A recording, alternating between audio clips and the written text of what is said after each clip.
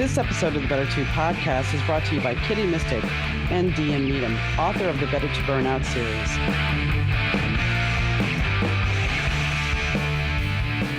Hi, gang. Welcome to the Better To podcast with DM Needham. And yeah, I'm your host, DM Needham. So today, it's kind of an interesting day, kind of a special day. This episode marks the beginning of season 8. It also marks the beginning of 2024. Well, not exactly, because it is the 5th, but you understand what I'm getting at.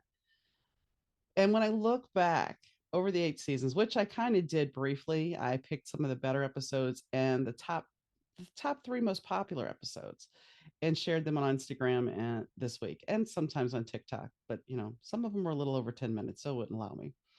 So I've shared them on Instagram and Facebook and tried to get it out there because looking back, you can see how the show has changed. When I first started the show, there was a little bit of awkwardness to it because it was kind of like, well, I didn't fully know what I was doing. I admit that. My sign was backwards. I was nervous. Even though I was revealing the story about saving my mom, it was just kind of like there was nerves. I was putting myself out there to be vulnerable. And when I started the show, I was hell bent on that better to moment. And I still think that's a great topic. I still think it's awesome that we all have these better to moments to reflect back on. However, after doing 8 seasons of that, I've kind of changed it up and I want to focus more on what my brand, even though I hate that word, is. And if you look at my books, well, we talk about music, we talk about acting, we talk about addiction. So I guess addiction can still fall here. And we talk about books because that's what I do. I write. I'm a writer and I love writing. And I love writing so much that for 4 years I wrote. I did not put a book out. But last year in 2023, I managed to put 3 out in a very short amount of time because I took that time for those 4 years and wrote. And this year I'll have another book coming out called Gotta Get High to Fall So Low. It's the continuing saga of Nigel and Ava. But that's not why you tuned in. That's just what I've been up to. And I'll be moving. And I'm trying to get all the podcasts done before that happens because when I move, life will be chaotic, as it is for anybody that is going through that process. But there's also another reason why this episode is kind of important. It's the 150th episode. And when I look back at that, it's like I've taped more than 150 episodes. This is the 150th episode to air. And that's because sometimes the conversation just wasn't there. I didn't think it would be good. And I mean, I released some dog episodes, I admit that. But now going forward, I'm trying to strive for bigger, better, and just things that are engaging, that are exciting, that, are fun. So when I sat down not too long ago with my producer, Rich, who actually is one of the guests on the show today, we talked about changes. And last season, in the midst of it, which I should have just waited till today, I changed the logo. I wanted to change things up. And Rich said to me, "Hey, I'm working with this band. I'm working with this band called Fast Suzi, and I have an idea." He's really always honestly hated my theme song. But at the time, it's all I could afford. And due to Rich and Matt being gracious, Matt is a guitar player in Fast Suzi, and you'll learn more about him in this episode as well. He's allowed me to have 2 songs called Hot Rod and Better Yesterday for my intro and my outro. So we're going to have some new music. We have the new image, the new logo, and the format's, like I said, it's a little bit different. So I guess without further ado for me yammering on, because you're like, get to it, broad. The guest today is Fast Suzi. They're a Chicago-based band that had a really good following in the 80s and 90s. They took some time off. Matt took some time off to tour, and he'll explain that in the podcast. And then now, Rich decided to, Rich pushed, Matt decided to get the band together, but not back together. No. This is a different formation of the band. and they talk a little bit about that as well. So all of the band members except one, the bass player who had a prior commitment, are there, and you get to hear from him. It was a pretty fun podcast, so I hope you enjoy it. Hey, Donna from the Better Two podcast here. If you've listened to my show, you know that it always sounds great. That's thanks to the guys at Third Year Audio Productions. Third Year Audio helps podcasters, broadcasters, musicians, and business owners get their important messages out to their audience.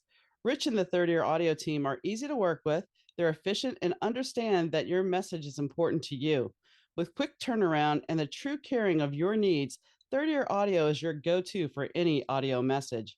Reach out to Third Year Audio at 312 388 5596. Rich and his team will deliver for you.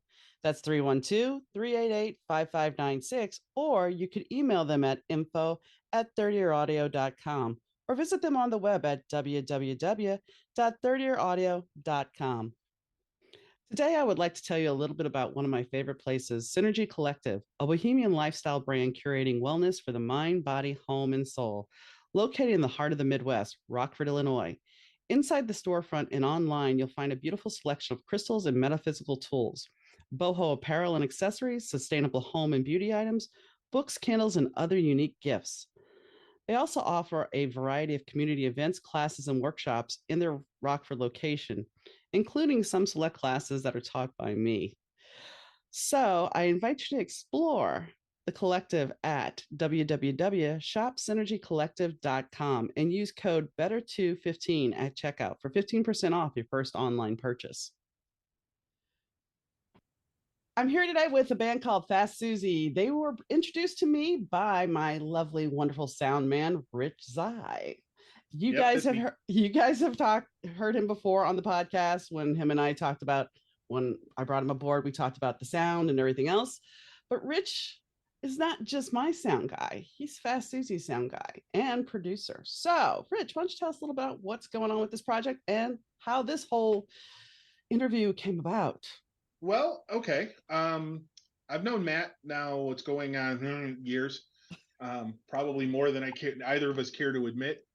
I started off back in the old Chicago rock scene days. I was a sound engineer at a club, and these guys had come through. And I've known Matt. We have several different interlocking Venn diagram like circles of friends. So we knew of each other for a while. But then as Fast Suzi came through the as my wife referred to it, the cult that is the Thirsty Whale. Matt's Fast Suzi came through, and somehow over the next probably year or so, it seemed like every time I turned around, they were on the bill and I was mixing, and we became much tighter after that. Fast forward, I don't know, 20 years or so. Matt and I reconnected through the power of Facebook, but I could be wrong. And we started talking about getting it back together. At that point, Matt can elaborate a little deeper on this. He was bouncing in and out of a couple of different projects, including, I believe that was at the beginning of the Rich Rath experience, if I remember correctly, Matt. Well, you'd been hounding me for years before that. Well, yeah. The stuff that the music this band plays is music that needs to be heard. It's the best way to describe it. And as we go forward and introduce and talk with Alex and Greg as well, they're a completely different. And are you okay, Matt? Am I keeping you awake?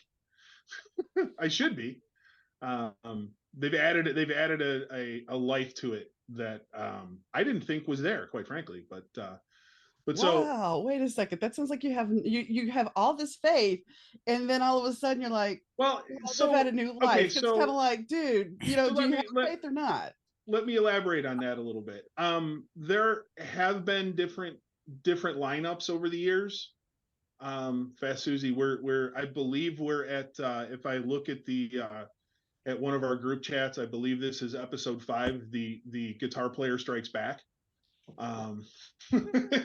He gives titles to all the group chat names, right? Because otherwise I can't keep. There was Fast Suzi 2 Electric Boogaloo for a while, and then there was the Dream Warriors, and Oh no, I'm sorry. This is episode 4, New Hope. Fast Susie 4, New Hope. Yeah. Don Dokken wants your lawyer's name, by the way. Yeah, well, that's fine. Eat him and how.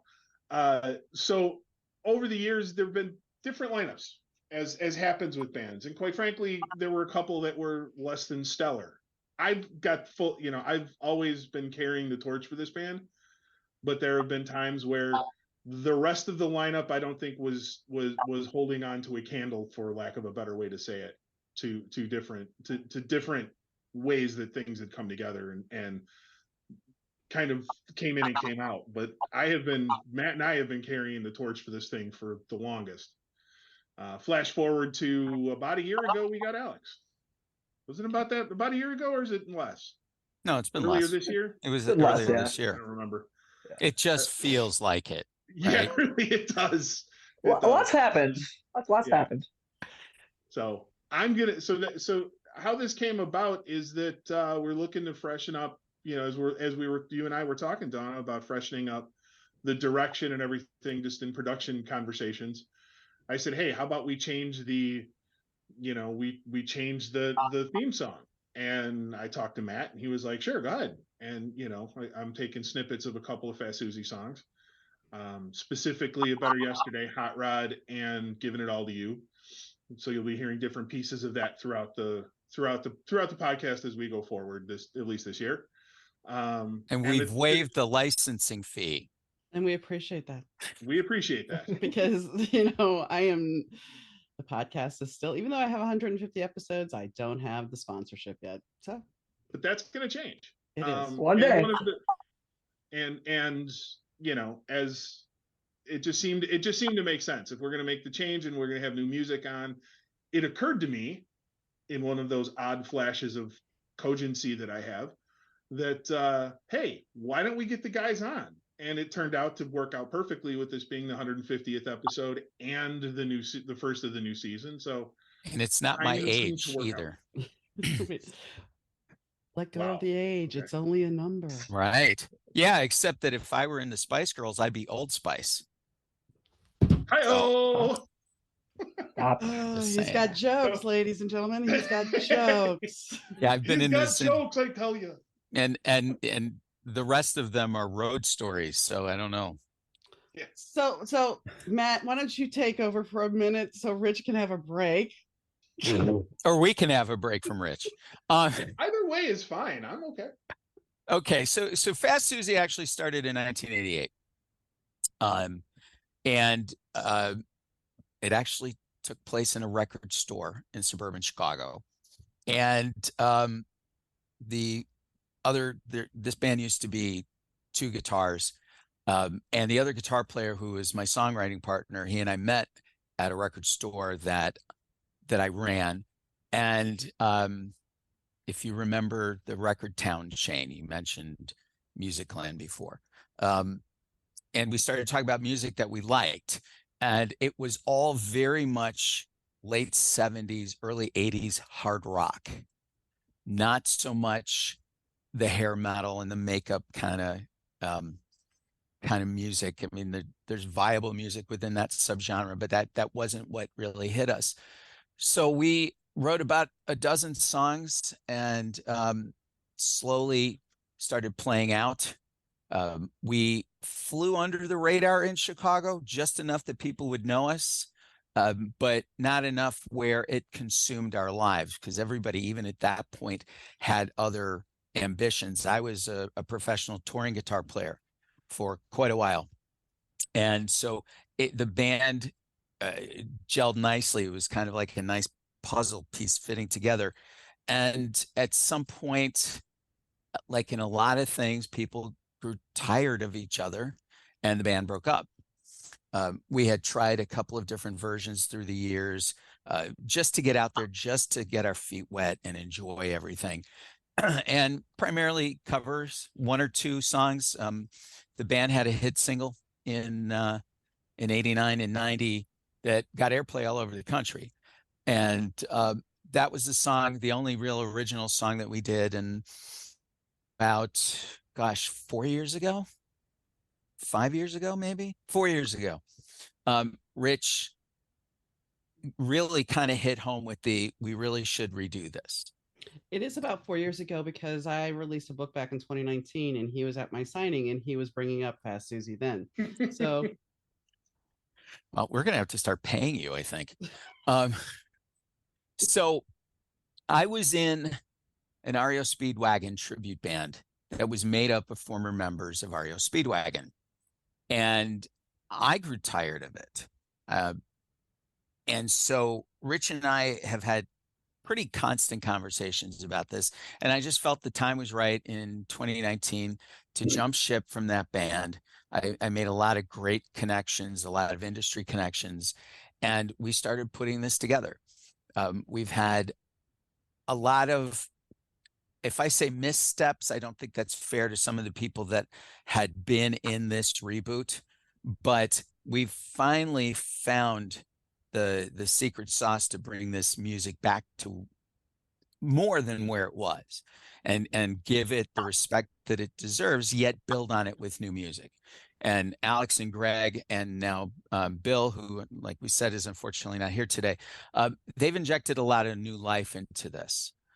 They've really kind of controlled and expanded my songwriting ideas, and it's been a really fun situation getting ready, writing new music, and getting ready for the live debut, which we hope will be middle to end of January.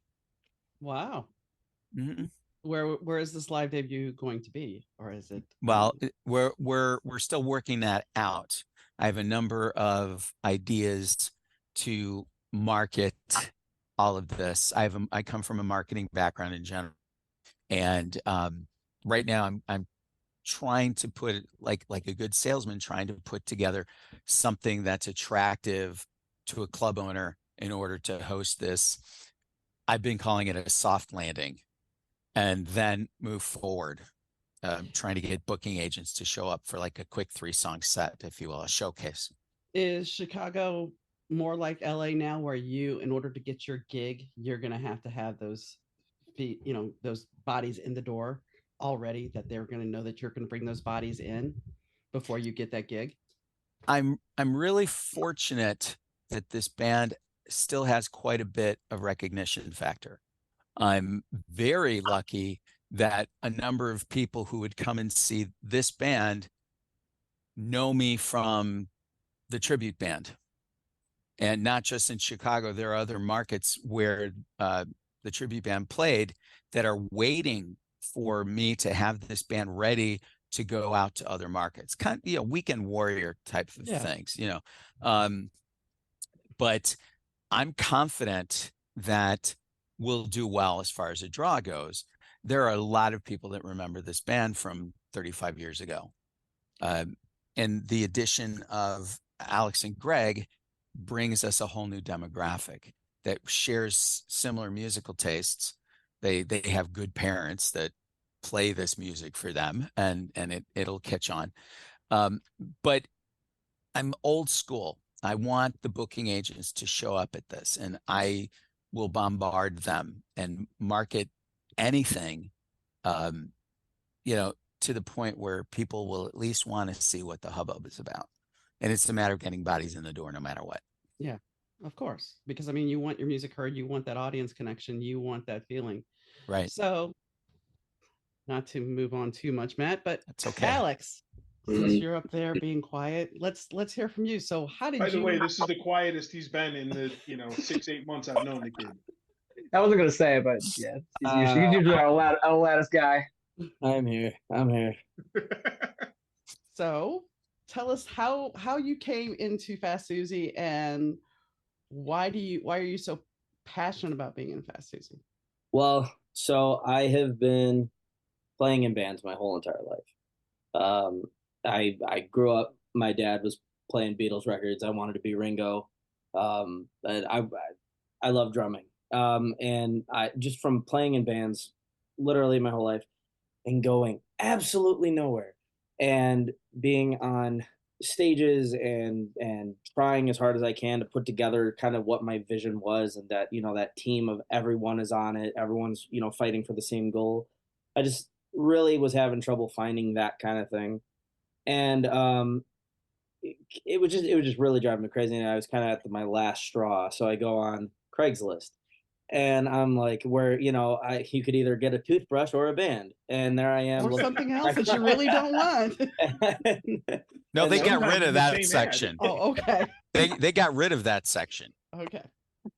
And yeah, and then I saw that Fast Suzi there was an ad for a drummer, and I hit the skins pretty hard, so I was like, yeah, let's do it. And so I reached out, and it was one of those where they're established, they have their shit together, they know what they're doing, and I was just kind of like, well, this is kind of intense because this is pretty much, this is a pro band, and I hadn't really gotten that opportunity before. So when I send the email through Craigslist, I get like a response in like 5 minutes, and it scared the absolute piss out of me because I was like, oh great, now what? And then it's one of those moments. I had a moment like that about something, and I got the response really quick, and I sat there afterwards going, oh fuck, because it's like, what did I just do? So I get where you're coming from. It's just I wanted to do this, but now what? Dog catches car. Now what? So, yeah, exactly. Right. So that happens, and I talked to Matt on the phone. He gives me a call, and we really clicked. I feel on that first phone call where I felt very good about it. And we had the same goals and the same mindset. And then I live in an apartment with my girlfriend. And my drum set was at the church. And I was leading the church band there, the praise team. And so I really couldn't be practicing the songs that I needed to be. So I scrambled, and I was with my girlfriend, Carly. We freaked out, and we were looking online. I was like, I need to find some way to drum quietly because I need to practice, and I'm freaking out. And finally, I found these silent stroke heads, and it was awesome because then I could practice in the apartment. And I practiced a lot. And then I showed up at the Fort Knox studios for the tryout, and I must have done something right. So, well, yeah. When Rich told me about you, he had very high praise indeed about your playing. So, yeah. I don't know, Matt. What is it about 15 seconds into Better Yesterday where we looked at each other and was like, "Yep, this is it." Yeah, it was. We made him sweat a little bit, but it wasn't even 30 seconds, and we're all looking at each other, and without trying to give it away, we're nodding our head. And did you even finish the song, Alex, when we said you're in? I don't think you did.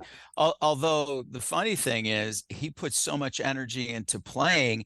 I'm trying to find an oxygen distributor to give us an endorsement for shows. Keep a tank on stage by the drum kit for him, because he puts 200% into it. Wow. It's like 2 songs into the rehearsal that we do like every couple of days, and it's like drenched puddles everywhere. Wow. Like but it's that's just the energy he brings, and it's a really good it's a really like valuable thing to have as well, because just that constant energy, just you bring your A game to every rehearsal essentially. So it's like you're never really phoning it in. So there's always just that level of really killing it, and he's awesome. So I really appreciate all the energy he puts into everything he does. It's and great. segues are for kids, so Greg jumped in. I was gonna say, Greg, you're talking, nobody knows who you are, so go ahead and introduce yourself. What's up? So I'm Greg Barron. I am the singer, I guess. You guessed? And so He likes long of, walks on the beach. Yeah. Yeah. So and Tito ladies Puente, hit me right? up. No, and also don't tell my girlfriend I said that. I essentially I say that just because it's still slightly surreal to me that I'm here. My story is a little bit more of an you wouldn't say accident, but more just like of a convenience, lineup of all the elements lining up correctly. So I've known Alex since I was essentially 2. I ran outside of my house unsupervised, kind of just escaped, and just saw a kid across the block, and I was like, I'm gonna go hang out with him, and then we were friends from there on out. And so basically been together through all the stuff. A lot of the bands that he was in, I helped out with if I was like maybe supporting vocals. Sometimes I was lead. Sometimes I was like auxiliary percussion doing, like the djembe or something, I helped out in his church band. So we've always had this like connection. We've had little tiny music projects together. Um, but he's always been more of the genre, like the hard rock genre from like the 70s and 80s, kind of like the Fat Suzi. I've always loved the Beatles, but I don't know if you can. I don't know if there's video for this podcast. You could tell I'm a little bit more on the aggressive metal side of things. So when I was introduced to the concept of Fat Suzi, Alex was like, "Yo, we need a singer, dude. You need to try out. You need to try out. Like, here's the info. Here are the songs. Just do it. Just please. Like, oh, I really want to, do this with you because we're a unit." And I was like, by this point, I'm in my 20s and, all the other ones had some level of drama or some level of falling out, or just, it wasn't going anywhere. And so, I kind of was like losing a little bit of that faith, but I was like, fuck it, let's try it. And same thing with Alex. Like, I guess I did something because my vocal wheelhouse is not what the original singers was. I'm much lower in the octave. I bring a little bit more of like a gravelly rasp to the vocals, give it a bit more of an edge. But These are Stevie Nicks. These are Stevie Nicks. So instead of hitting all those falsettos, I kind of just leaned into throwing a little bit more of that gravel in. And they took some of the music down like a key or two, and it works and it sounded good. And they were like, you know what, fuck it, you're in. And I was like, wow, I can't believe that works, but I appreciated the opportunity. And so far we've been having fun and killing it. And the music we've written together has been, in my opinion, fucking banging. And I'm just excited to finally actually start putting it out. That's awesome. So it's interesting because Rich and Matt are friends and Alex and Greg are friends. So there's like this unity on two sides and two diverse aged ranges, but you both work with commonality, which is good. You're crossing the great divide. Right. And our bass player Bill kind of sits in the middle because we have some commonality of playing out in the Chicago circuit. His experience is a little bit more recent than mine. So Rich and I talk about the heyday of Chicago hard rock, late 70s into about 1990. And Rich mentioned the name of the bar. It was called the Thirsty Whale, which was Chicago's version of Max's Kansas City in New York, the Whiskey A Go-Go or the Troubadour in Los Angeles, Lafayette's music in Memphis. And it was, for a lot of musicians, the golden time to be a hard rock musician playing original music. There were a lot of bands that came out of Chicago, and a couple of them really made it. Really made it big, like the band Disturbed, and Enough's Enough. They are they were two of the bigger names. The oddity about Fat Suzi is that, at least the original lineup, was that we were better known outside of Chicago than we were in Chicago, and everybody seemed to be fine with that. In fact, you can buy some of the original music on iTunes in Japan still. Wow. I still get royalty checks. They're about $1.35 a piece, and I just handed. It costs them what? $25 to $30 to FedEx the check. To FedEx the check. That's right. And I just handed my kids, here's your allowance. Yeah, it doesn't fly with them either. But Greg and Alex have breathed new life into this. Rich and I have always talked about, are we doing this as a tribute to the old band, or is it really a brand awareness thing? Take the best songs out of the original lineup and inject new life into the old material. I had brought a song to the band that was mostly done. I'm fortunate that I've met a number of people in the industry who've helped me write music. And this particular song, which I sometimes refer to as a song with three titles, was written by me and a man named Andy Tanis, who was in the band Black Oak, Arkansas. And Alex and Greg and Rich too had contributed enough to it that it's kind of all upended, and it's stronger now than the original version. And that's what these two guys bring to this band. Rich knows when to nod his head, yeah, that works, and to not to shake his head, it doesn't work.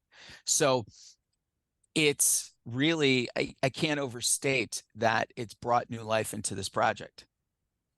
It's something I think that was sorely needed versus getting other musicians my age and just playing the old material. Well, Because that would have been, because honestly, the easiest thing for us to have done was to find a bunch of guys that were from the old whale scene, or either directly or tangentially, and just restart it and play the old catalog and be kind of a nostalgia act. There are a handful of those old bands that get together every year or so. I know that I believe Joker's doing another, hey, we're together again and we're 55 set on the South Side. But Matt and I we weren't interested in that. Those old songs need to be played and people need to hear them again because it's a tie back. But like Matt said, Greg and Alex have put such a twist on things that we didn't think we needed twisted, and then when we heard them, we're like, that's the right thing. That was what was missing on quite a few things. Now, yeah. Well, a lot of bands that are doing, that are on tour, bigger bands, they change up their old songs because it gets old for them playing them. I mean, if you're playing the same song, over and over again for 20, 30 years, it's going to get old. Even for the audience, it's going to get old. Yes, there's that nostalgic factor, but it gets old at a certain point. Unless you're Rush, then you have to play it exactly, otherwise you'll be murdered on stage. I'm kidding. Yeah, there are a lot of bands that phone it in and play it exactly the same way every night. Kiss's last tour. Sorry, I said that. Yeah, no, you're not wrong. Oh, that's the Motley Crue. Sorry. Yeah. Well, but yeah, right. The backing tracks are in the same order. Right. But there are a lot of bands that have become nostalgics because there's money in it. Mm-hmm. This band was never famous enough that we can say, well, we're just going to do this and rake in the cash. That's a little bit ridiculous. And I left a very popular tribute band, and we were making quite a bit of money, and it just wasn't enough. I needed to go back to the creativity level. When I was in the tribute band, I would be in my hotel room after gigs writing music. And it finally, Rich hit me at just the right time. And I've got, about 120 song ideas that need to get fleshed out. And it was all from being on the road. The only thing that keeps coming to mind, though, is every time you say you were in an REO tribute band, that you just couldn't fight the feeling. You had to get out of there. That was one of the few played. It's been in my head since he first said it, and I'm like, I have to say it. I have to.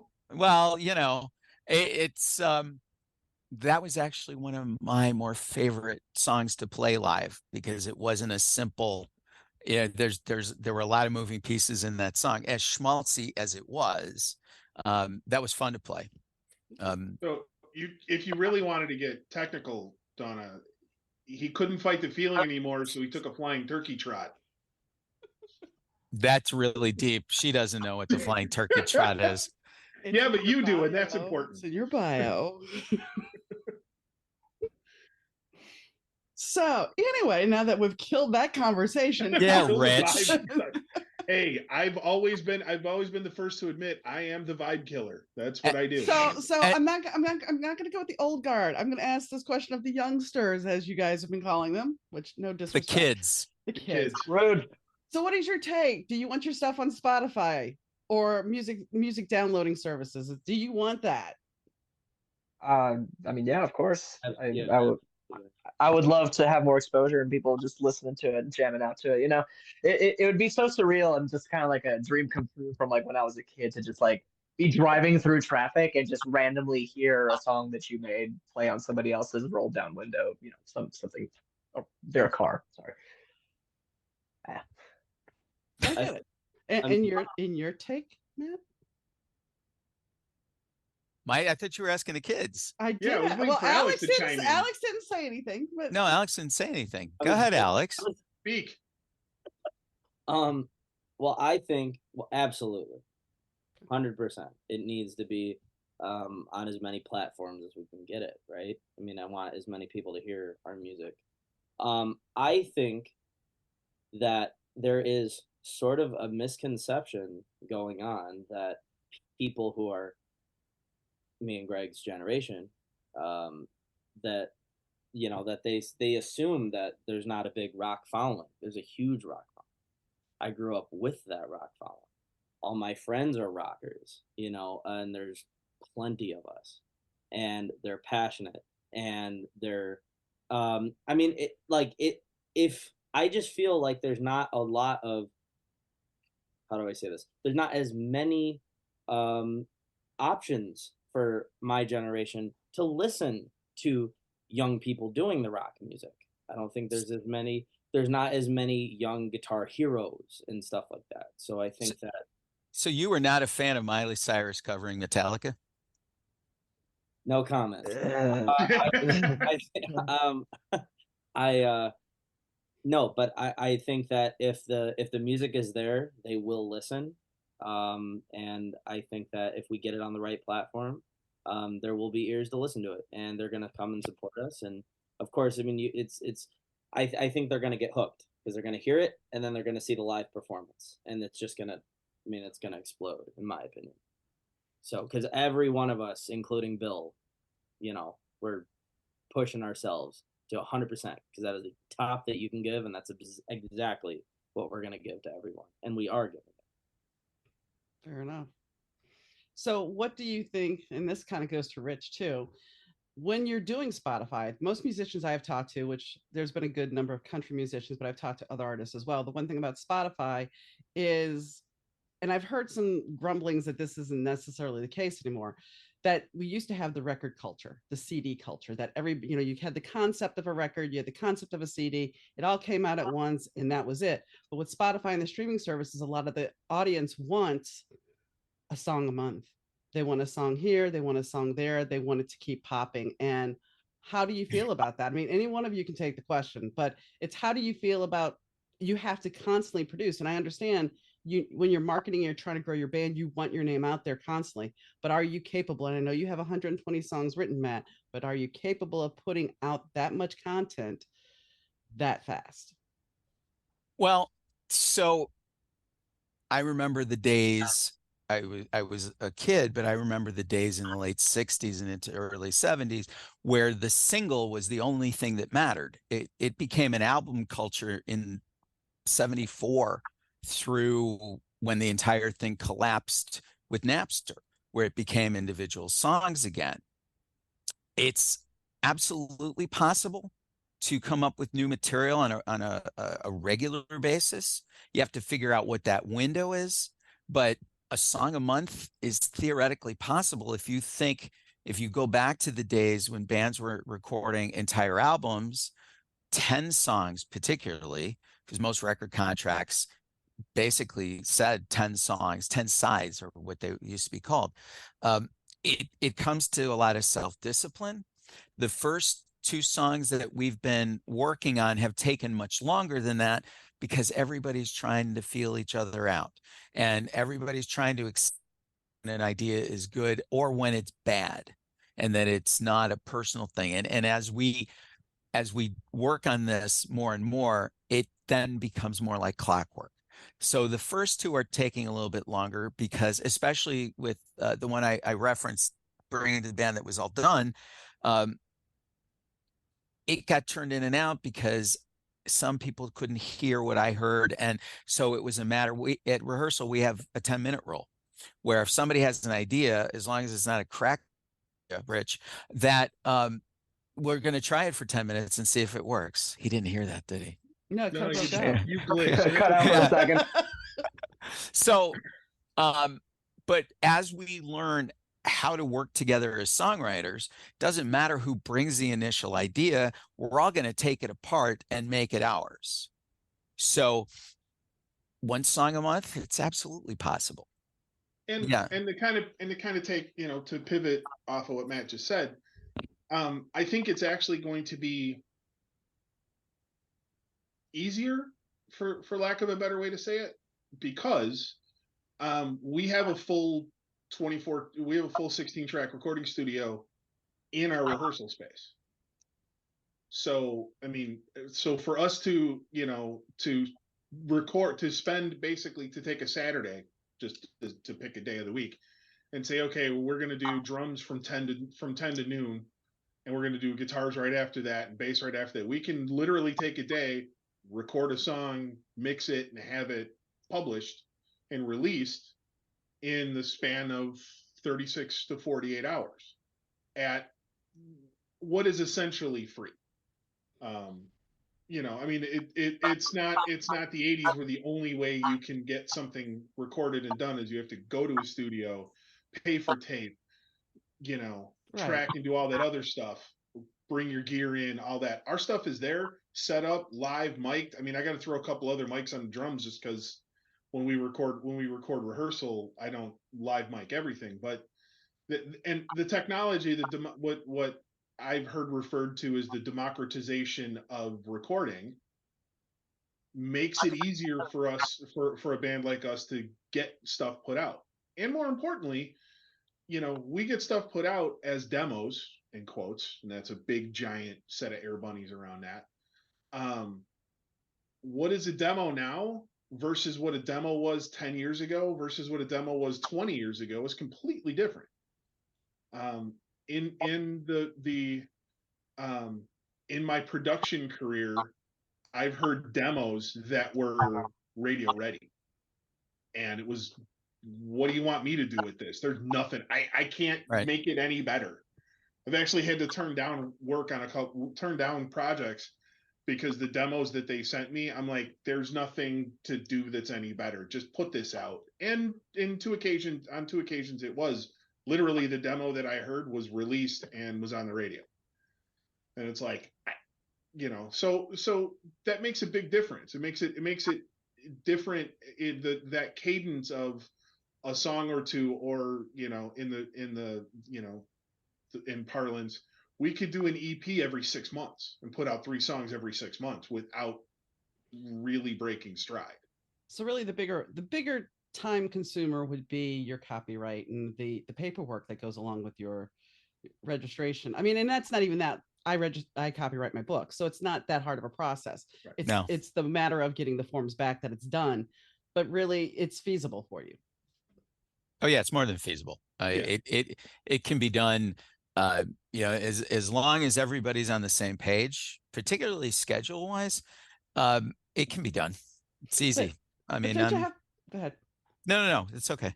I was just gonna say, don't you have to laugh that everybody was complaining that Napster basically destroyed the music business, and Napster, people were downloading music for free, but with the streaming services, you're only going to make pennies on the dollar.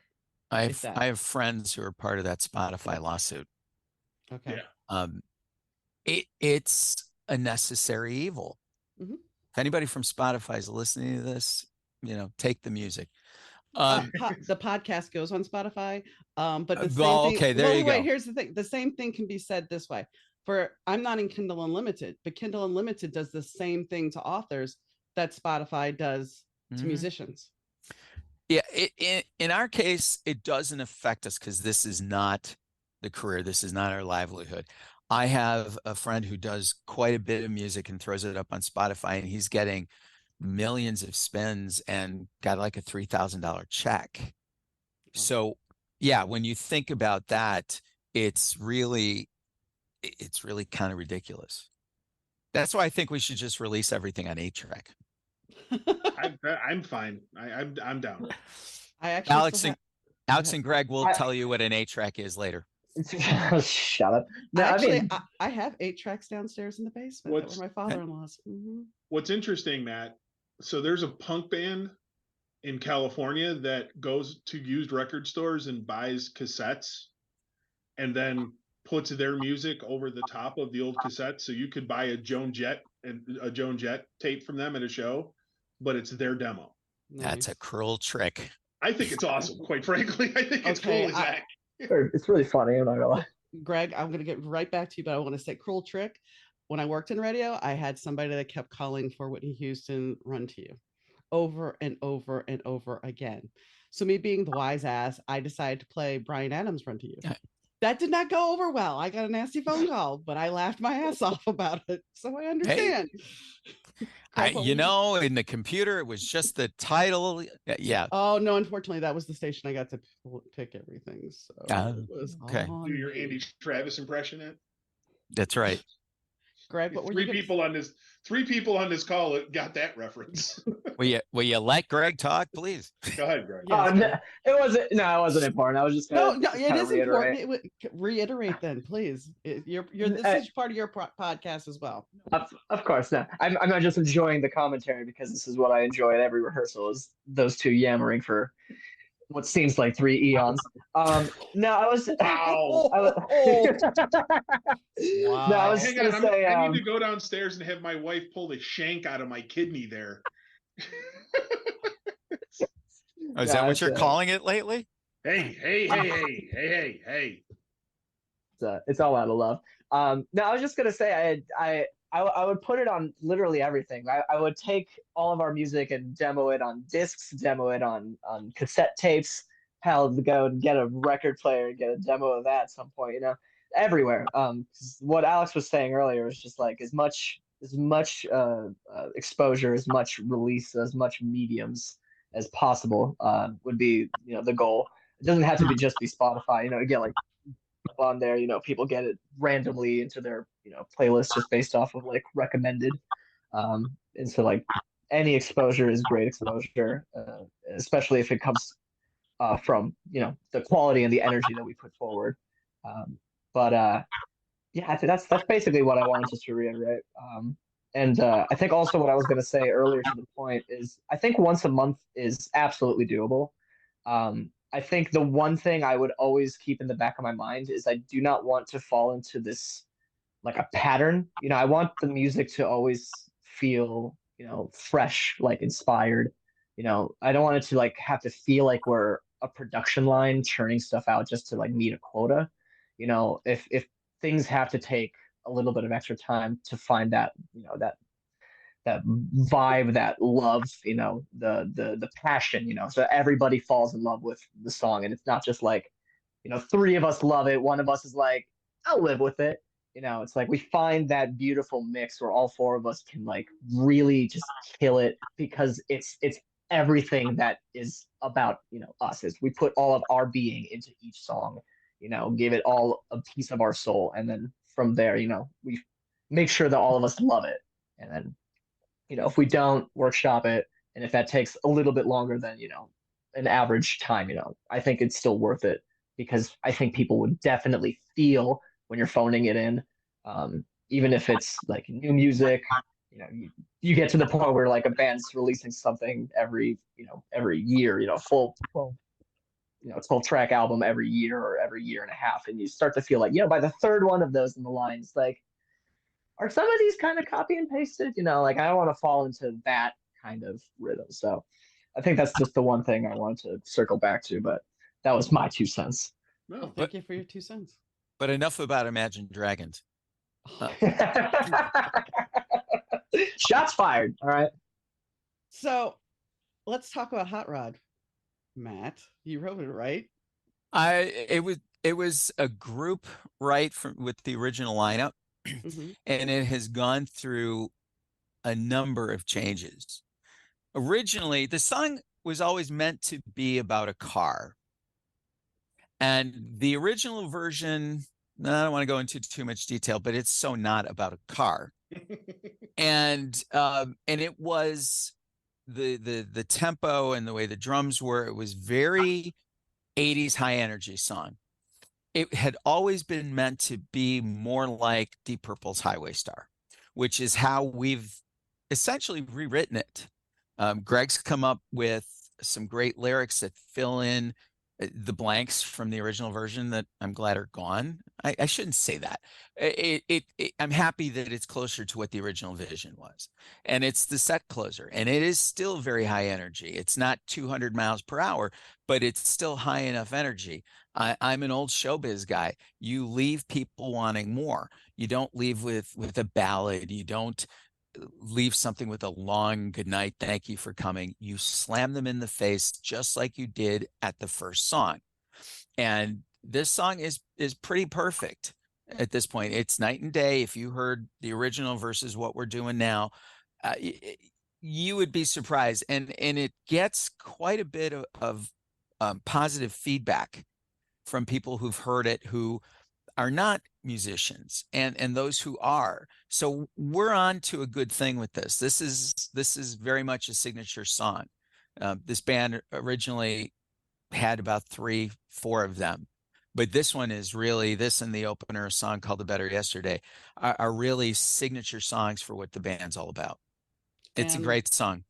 Better Yesterday, what is that about? Better Yesterday was an exercise in songwriting for me. I had this idea I wanted to write music for other people. And A Better Yesterday was actually written for Ronnie James Dio, with the idea that it would be on his third album. And I got it through to management. And long story short, there was a disagreement about money. And so one thing led to another. And I said, well, this has been really great. And it would have been a nice feather in my hat. I could, Mhm. But it was important.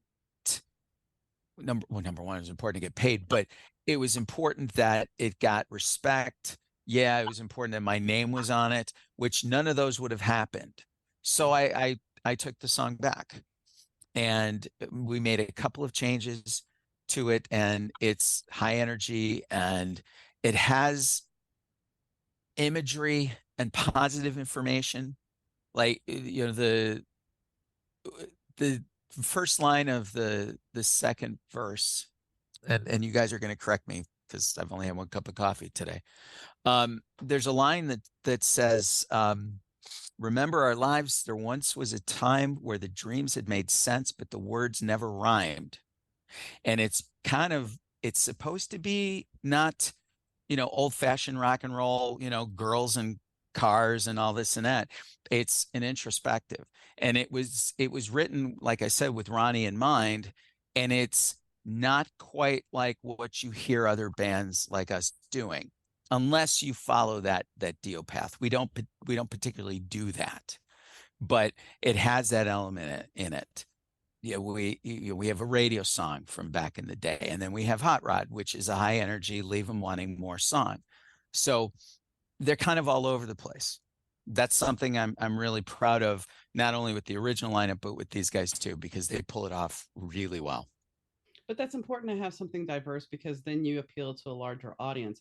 One band, I know you were mentioning Imagine Dragons, but one band from the 80s that comes to mind that I swear every song sounded exactly alike was The Outfield. Oh yeah. Oh, Every hang on now. You're touching sacred ground with me. Oh, Oh boy.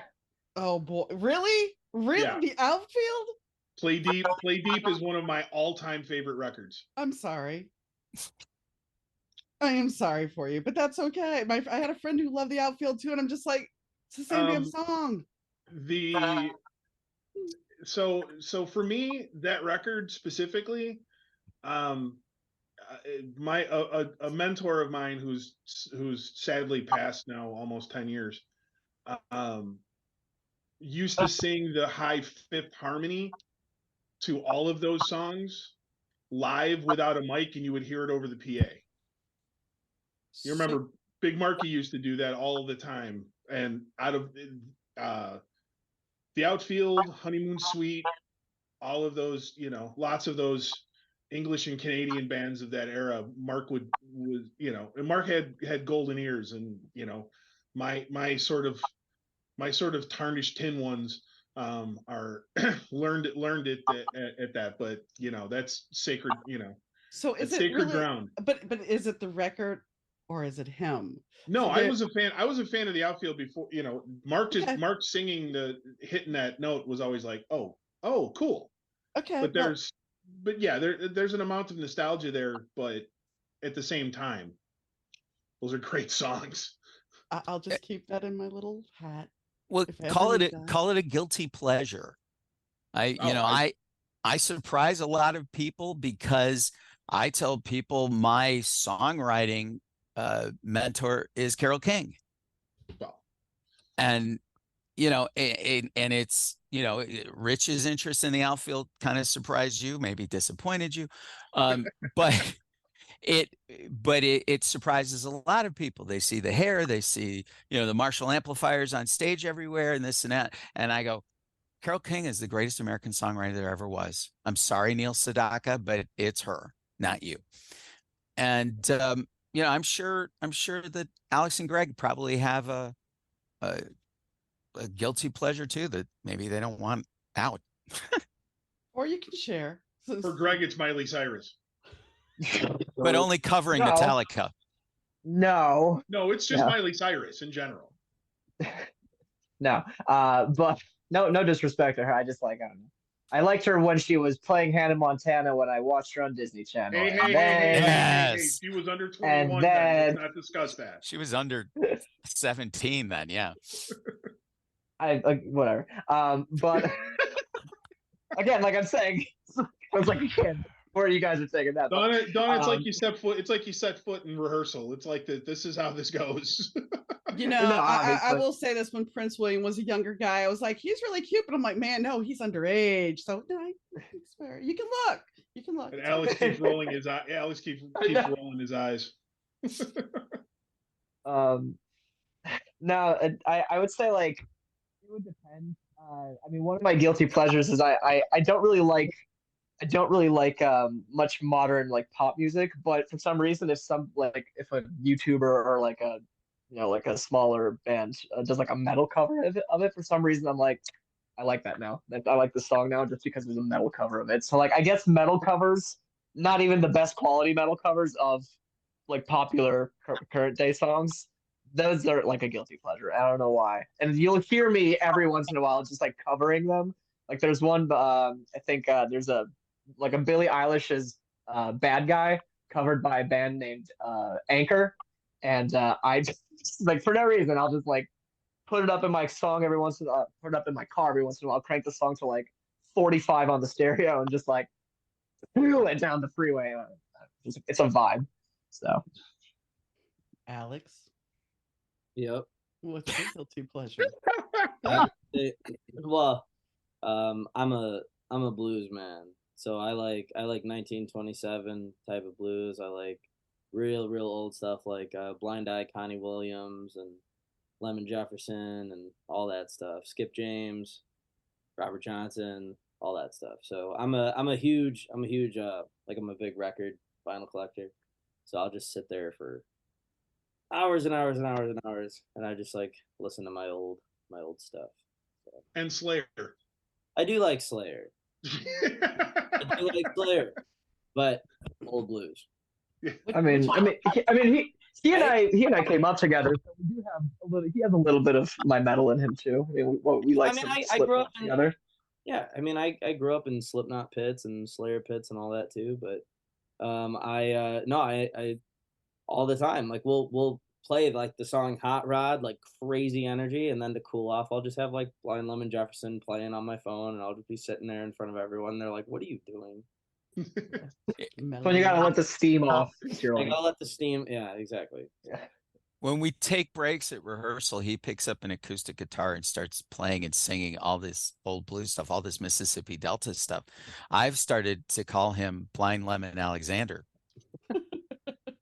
Yeah. Nice. Now, something that Rich and Matt know, that you used to be able to buy vinyl for like $7 or $8 for a record, and now that same record from the same artist is $25. Oh yeah, no. At least. Don't even get me started. I've been trying to find like some records because my friends got me a record player last year, and I've been listening to it pretty frequently. But I'm a broke boy. I'd like more variety, but damn it, every time I go out there, it's like, yeah, it's like Half price, $45 for this one. Just like, stop. And Like, half price books for the win, bro. half price books, but you know what? I still have my vinyl from the 80s. Yeah, well, So, yeah. I was like, I don't know. I just sometimes I don't trust it if I can't see them before my eyes, and like I can like look at both sides to make sure it's not dirty, make sure it's not scratched. Because sometimes you can do that at half you're price. able to do that at Oh, half okay. price. Okay. I don't know why. I Yeah. guess I just haven't seen the store before around. I just for some reason assumed it was an online thing. I know I this think- is not a sponsorship for half price books, but Yeah, go ahead, right. Matt. I think we need to get like a big stack of KTEL records for him, Oh God. Right. and just That's where so I he heard can it the first time. he could listen to "Don't Give Up on Us," David Soul, all There you day go. long, There but you but his imagination and his talent is so good. He'll go, "Can we do a metal cover of this?" And That would be interesting. I'm like, well, 10-minute rule. You know the terrifying thing is I'm hearing the arrangement in my head. Wow. Yeah, that's frightening because I only threw that out there for comedic So content. Are you gonna? I know what we're That's how doing my next brain- Saturday. Maddie, you know that's how my brain works. Yeah. So playing live, do you get requests for Freebird? It's just a running joke, you know that, for most live bands. Yeah. Well, the worst part of it is that Matt and I know the actual DJ in Chicago who started that whole trend. That was Kevin Matthews. Mm-hmm. Yeah, And that was somebody Yeah. called in on his show as he's like, I'm going to this concert that I hate and this lame. My mom going with my mom, and Kev's like, well, just yell Freebird after every song, and now it's a thing. And now it's banned in Guitar Center. My friend used to be a member of World Class Noise. She was a backup singer, and every time they had a gig, no fail, somebody would scream that out. Kevin Matthews. I'm that guy that gets the app of the lighter, and at inappropriate times I hold the phone up with the lighter, like back in the day how we would hold the lighter up. Yeah. I've done that at smooth jazz shows. Because that's fun. It is funny. I did that to Peter Frampton, and it threw him. It was hysterical because he's singing, and I held up the thing. I was third row, and it completely threw him. It was the funniest thing. Yeah, Hey, would you before we- appreciate somebody doing that to you? Yeah, Well, bring yeah, it. I want him please. to. It's fine. Please. What were you gonna say, Rich?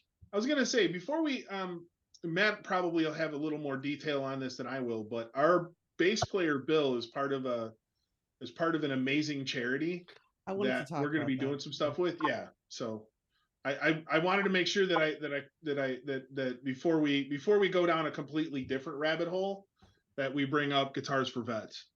Absolutely. Yeah, Bill is very passionate about Guitars for Vets, and he started a chapter in suburban Chicago. And so I've been learning about it from him. I've been learning online. We've made the decision that we want to align with this group as much as we can. I like to think that we're going to wind up being one of their ambassadors. And if you go to their website, you see this massive group of musicians who are all part of this, all different genres of music. And what they do is they pay for 10 guitar lessons for vets, and they give them an acoustic guitar and accessories, picks, strings, a capo, what have you. And I'm looking at information here. They've given away 4,300 guitars and 43,000 lessons. And they're looking for contributions all the time. I know money is tight for everybody, but it's a good way to say thank you to vets for serving our country. Some people are sincere when they thank them, and some people give a whole lot of lip service. This is a way, even privately, to thank them. Any amount will do. Their threshold to be able to do this is $200 per vet, and in the grand scheme of things, $200 is not a lot of money when you consider what's going on. It would have been nice if something like this would have been available for vets. I come from a Navy family, and I had one uncle in Korea, one in World War II. It would be great if there was something like that for them. So we're, as often as we can, we're gonna at live shows and our marketing pieces, we're gonna highlight them. And when we get to a point where we're going to have a merch table where you can buy t-shirts at shows and this and that, we're going to have like a tip box to raise money for them. I think this is, there are million worthy causes, but I think this deserves a little bit more of a forefront. I mean, they have 110 chapters across the country, but that isn't a lot when you consider how many veterans are out there and could use this for any given reason. So Well, I'm really very proud of that. yeah, and as a, obviously, being musicians and in the music business, the guitar part, but Bill's also a vet. So that it's personal to us, and it's personal to the band. And I mean, not that it wouldn't have been otherwise had we not known Bill and found out about this, because I got news for you. Had I stumbled across this without knowing Bill, I definitely would have brought it to us and said, "Hey, this is something we should get behind because it's important." Right. I mean, plus then you got to think about, like, a lot of times you think about like how vets can sometimes be treated, and it's like not always the best. And it's lovely to be able to provide, something that makes them feel, happier, more comfortable, and more expressive. Because I mean, we all know music is one of the best forms of expression. So if there's anything that could ever be bothering them, personally or in their lives, especially following service, um, you know, then it's just a beautiful way for them to be able to kind of like put that kind of energy and put that emotion into something, that can soothe them.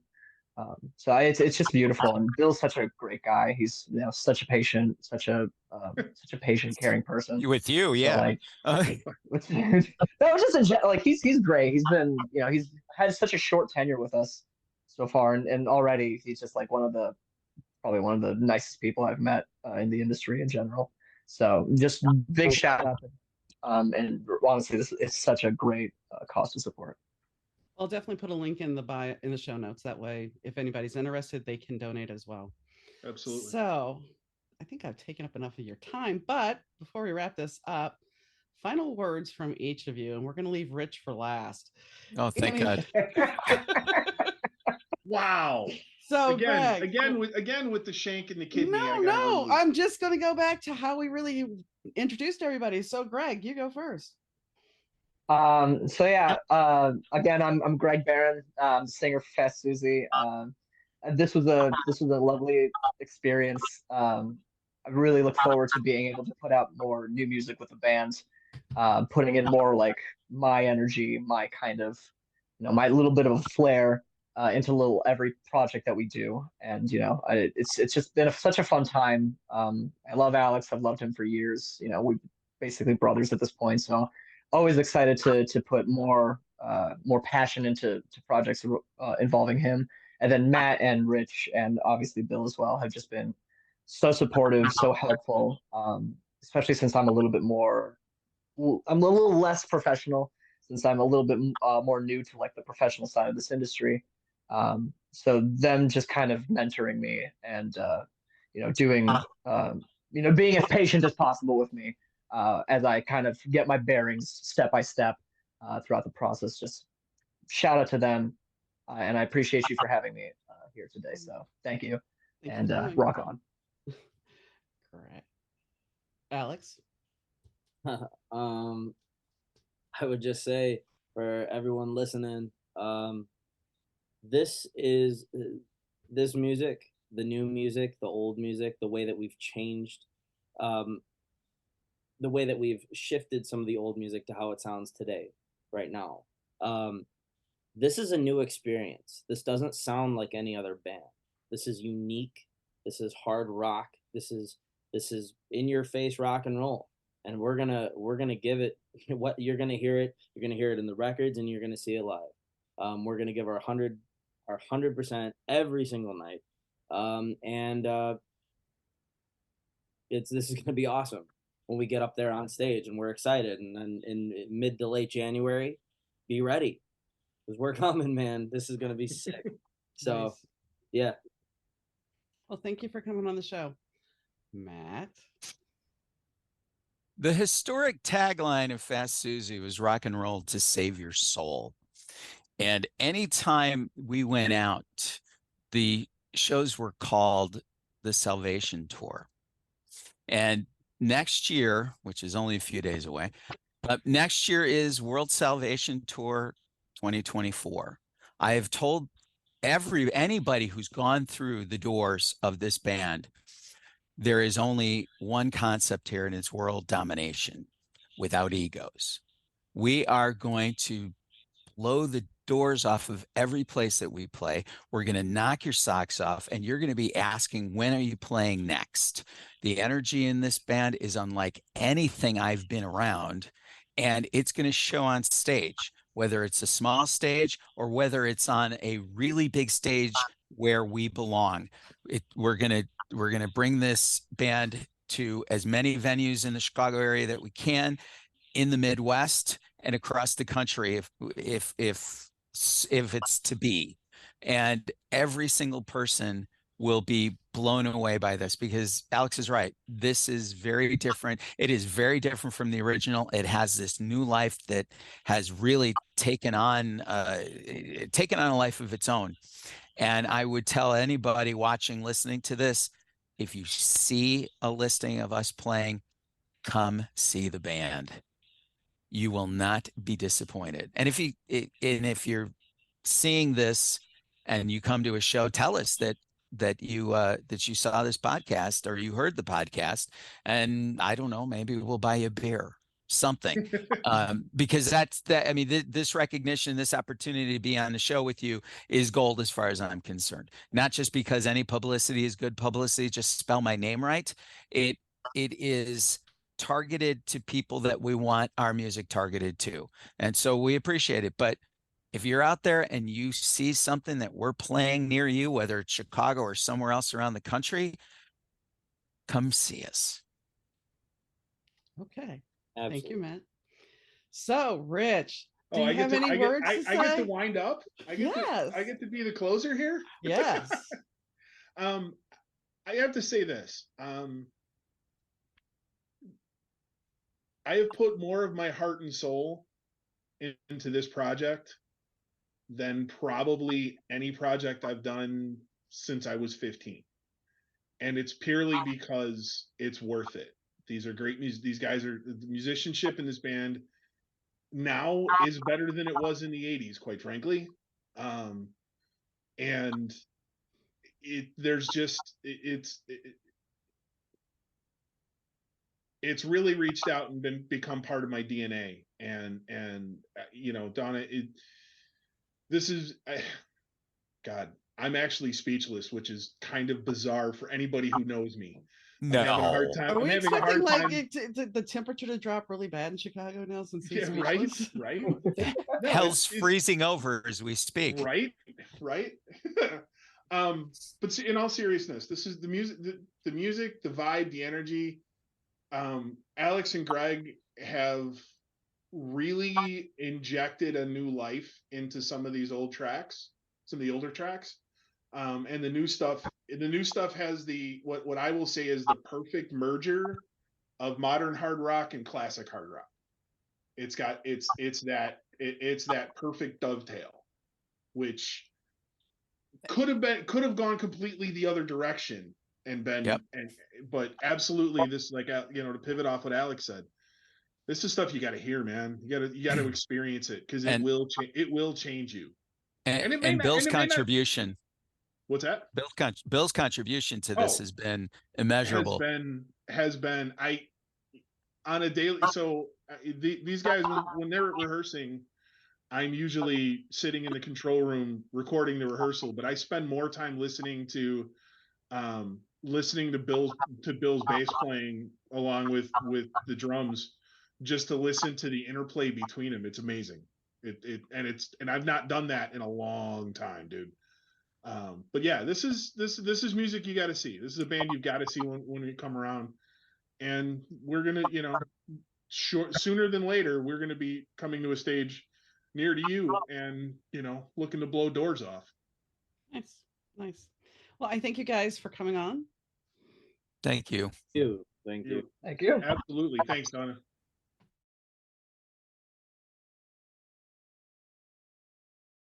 I'm also the mastermind behind the Better to Burn Out book series.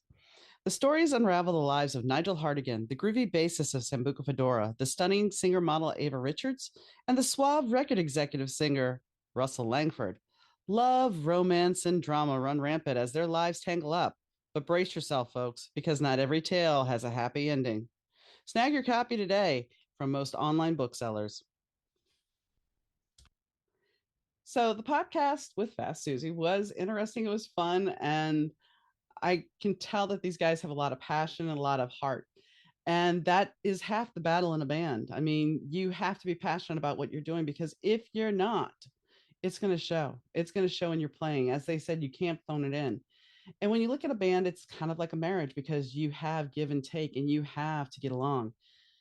And if things aren't right, if the mix isn't right, and I'm not talking the sound, I'm talking the mix of people, that moment when everybody comes together and everything falls in place, that you have magic and that you're going to make something wonderful and inspiring. And I think that's where these guys are right now. They are inspired. They want to make this the best thing in the world, and they want to dominate at least Chicago to start with, and then the US, and then who knows, maybe the world. But they're ready to do it. They're ready to rock. Sorry to be bad and say that, but that's where they're at. They're ready to do this. And I think Alex was right that a lot of the times we dismiss rock now because we don't look at people that are younger making it. We only look at who we know of. So it's time to open up that door and let other people in, because there are so many new artists out there, so many new creators, that you can have a feast for your ears at any time. You just have to be willing to listen and be open. So, the one other thing that I didn't talk about, which I let the guys talk about, was the Guitars for Vets. And when you look at that, somebody giving somebody a guitar when they are in struggle or strife, that may save them. You don't even know how much of a gift that could be. When my uncle, he's not a vet, but when my uncle's stressed, he makes a roux. And if you know anything about cooking, making a roux, I cook. I can't stand making roux. It's the most boringest process in the world. You're just sitting there going back and forth. You got to get the right color, right consistency. I don't have the patience. But for my uncle, he makes roux, and he has a freezer full. And he said it's very soothing, very calming, very relaxing. And the same can be said when you're playing a guitar, as long as you're comfortable with it. And learning a new skill can also help the mind heal.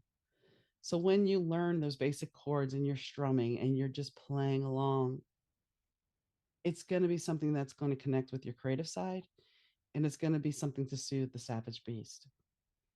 And at that point, you can start healing from whatever trauma you may have went through.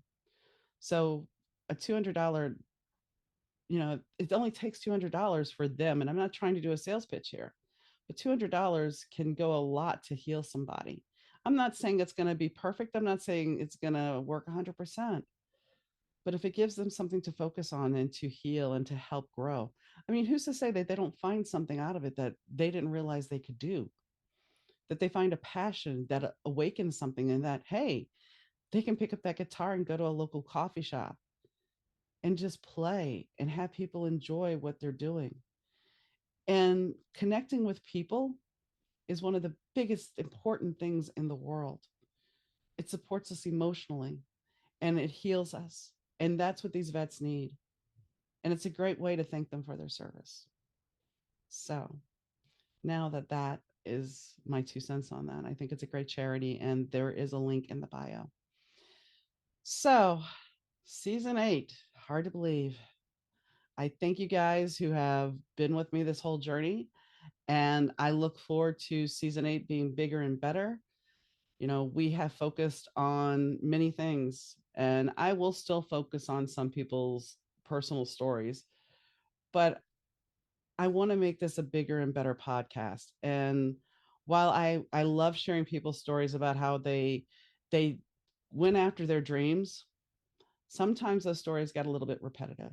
So I wanted to branch out and I wanted to follow my passions, which are music and books and movies and acting and all those things.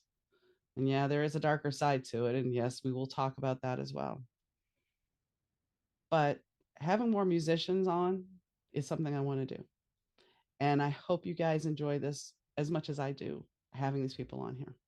So, on that note, I hope you have a wonderful day, evening, whenever you're listening to the podcast. I thank Rich Zei, as always, for doing the production. And I thank Fast Susie for being a guest and for my intro music and outro. So, on that note, have a great day, guys, and I'll catch you next time. Bye.